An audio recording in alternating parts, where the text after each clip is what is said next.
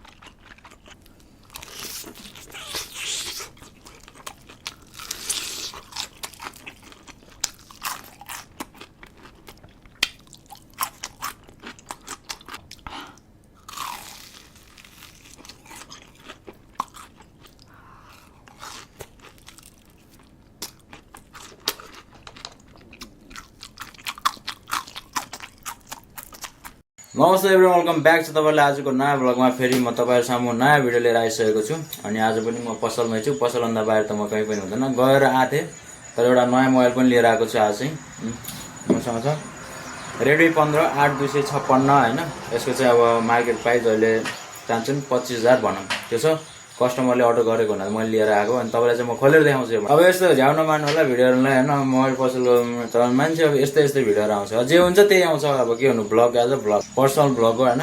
टिक्क नहेर्नु होला। ल म चाहिँ यसलाई अनबक्सिङ किन्छु। अनि यो भिडियो हेर्दाखेरि चाहिँ Redmi 15 को किन्नु भएको छ 8256 कस्तो एक्सपेन्स छ यसको तपाईहरु भन्नु होला कमेन्टमा है। म मोबाइल अनबक्सिङ गरिरहेको छु। यस Redmi। अब यो निकालौँ। यो भित्र के छ है?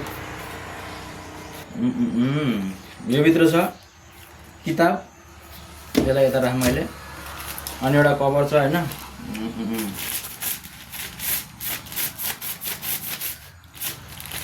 हल्का मजाक हेर्नु। कभर छ तर दामी छ कभर। अलि कच्चा खाल छैन, अलि बलियो खाल नै छ। हाल्दाखेरि नि सुहाउँदा खाल छ। अनि यो 12 मिल छ एउटा। यो चाहिँ के हो तपाईलाई थाहा होला। इजेक्ट के भन्छ, टुल भन्छ यसलाई हैन। हो त्यही हो। अब चाहिँ मोबाइल देखाउँदै छु। हेर्नुस् कलर पनि दामी छ। टाडाङ हेर्नुस् है। अगाडि केही छैन, प्लास्टिक छ। हेर्नुस् है, एकदम फ्ल्याट डिस्प्ले, पन्चोल डिस्प्ले छ यसमा चाहिँ। हेर्नु पछाडि कलर यस्तो छ। लुकिङ वाइज पनि दामी छ है मोबाइल चाहिँ। Redmi 15 बवाल छ मोबाइल चाहिँ। अब म चाहिँ लगाउनु गर्छु यो मोबाइल हातमा। हेर्नुस् है, म पावर बटन थिच्दैछु। फुल अन हुँदैछ।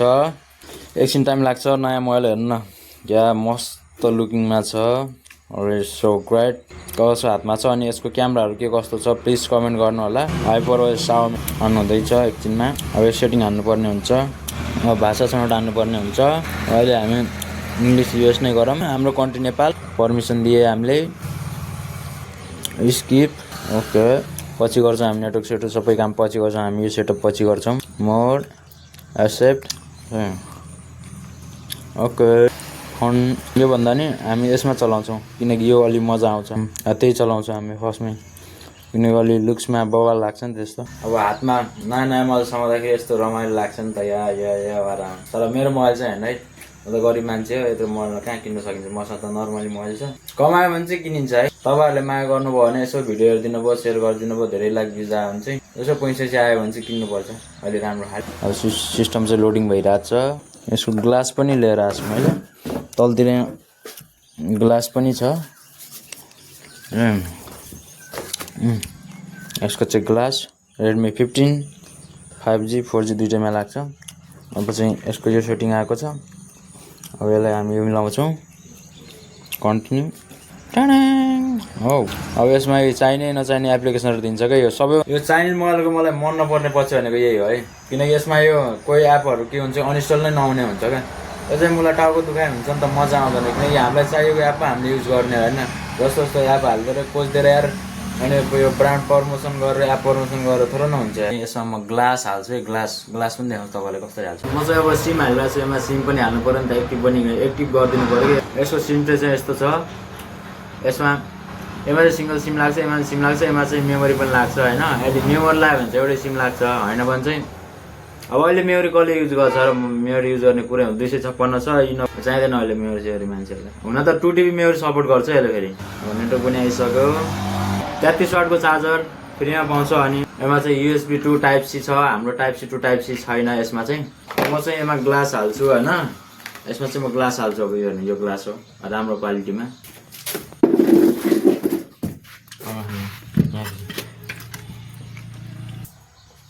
तर धेरै मान्छेहरूले के गर्छ ग्लास यो नयाँ मोबाइल किन्यो ग्लास हाल्दाखेरि यो निकाल्दैन क्या यसलाई चाहिँ निकालेर फाल्नुपर्छ है नत्र भने जस्तो यो क्यामेराको पन्चोल हुन्छ नि यो पालमा के भन्छ यसको ग्लासको ग्लु भरेर राम्रोसँग क्यामेरा देखिँदैन धमिलो हुन्छ